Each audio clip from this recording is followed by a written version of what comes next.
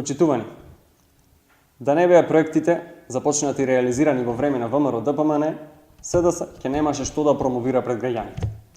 Затоа што освен ширење лаги, невистини, неработење и непотизам на широки врати, немаат што друго да прикажат пред граѓаните. Новата градинка во Основното училиште Рампо Левката, на кој што присуствуваше на отворањето Мила Царовска, е проект започнат во наше време. Истата таа градинка требаше да започне со работа во месец октомври минатата година.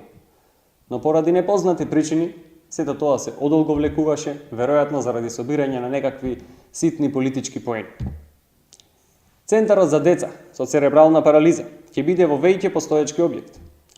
Па така фалбите на Мила Царовска дека за само една година ќе отварале ваков центар, со цел да ги убеди граѓаните да гласаат за погубниот договор со Грција, паѓаат во вода. Во Европа не се оди без ниту една инвестиција. Граѓаните од општина Прилеп и околните места работат во фабриките Гентерм, ВИК, Акомпласт, изградени во наше време благодарение на тогашната влада и незината политика за привлекување на странски инвестиции. Во Европа не се оди со безидејност, без ниту еден свој проект, затоа што за да се реализира еден проект потребна е заложба и потребен е капацитет. Нешто што очигледно оваа владеачка гарнитура, како на централно така и на локално ниво, едноставно го нема.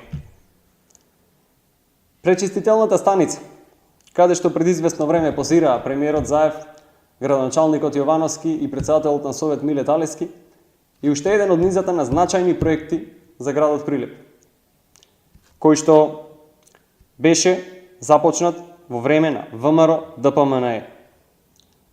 Во Европа не се оди со 11%.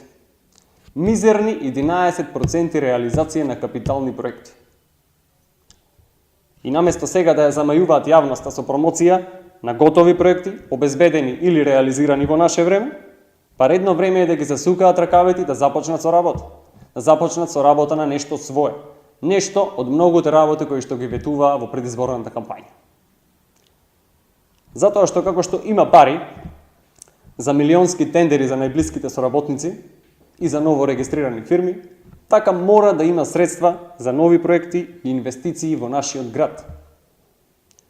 Македонија се сака со напредок, со инвестициски бум, а не со некакви штетни договори со кои што се брише името, идентитетот и историјата на нашата држава. Почитувани сограѓани, затоа, за доброто на Македонија, оваа власт мора што побрзо да замине. И ве уверуваме дека на крај Македонија ќе победи. Ви благодарам.